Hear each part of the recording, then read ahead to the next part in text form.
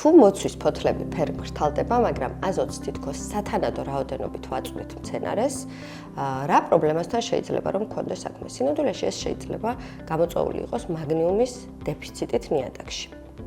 რა იწვევს მაგნიუმის დეფიციტს მოცვის კულტურაში და როგორ უნდა ამოიცნოს ის ფერმერმა?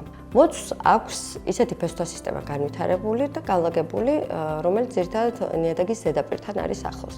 შესაბამისად, ის ძალიან გრძნობიანია სხვადასხვა მიკროელემენტების დეფიციტისას და სამწუხაროდ ეს ხშირად აისახება უკვე მოსავლიანობაზეც.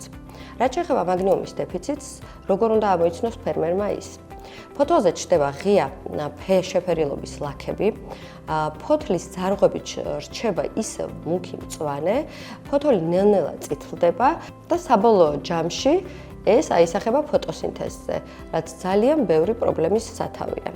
ხშირ შემთხვევაში ფერმერებს ერთმანეთში ეშლებათ აზოტის დეფიციტი და მაგნიუმის დეფიციტი და როგორ უნდა მიაქციოს ყურადღება ფერმერმა, რომ სწორად გარჩიოს ეს ორი ელემენტის ნაკლებობა.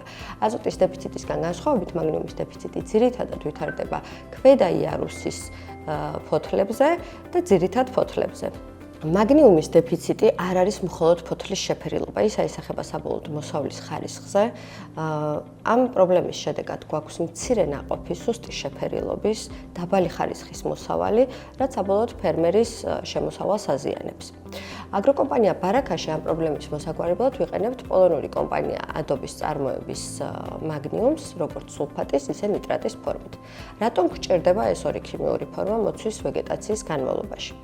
ნიტრატულ ფორმას ვიყენებთ მაშინ, როდესაც გვაქვს ახალგაზრდა ნერგები, ან გვჭირდება სწრაფი რეაგირება, ასევე სეზონის დასაწყისში, როდესაც მეტი ვეგეტატიური ზრდა გვჭირდება.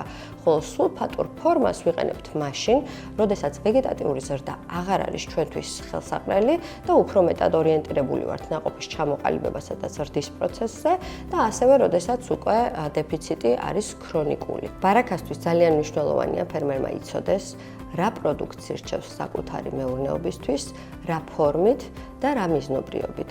ასეთი გადაწყვეტილებები გვეხმარება მივიღოთ უხვი და ბარაქიანი მოსავალი.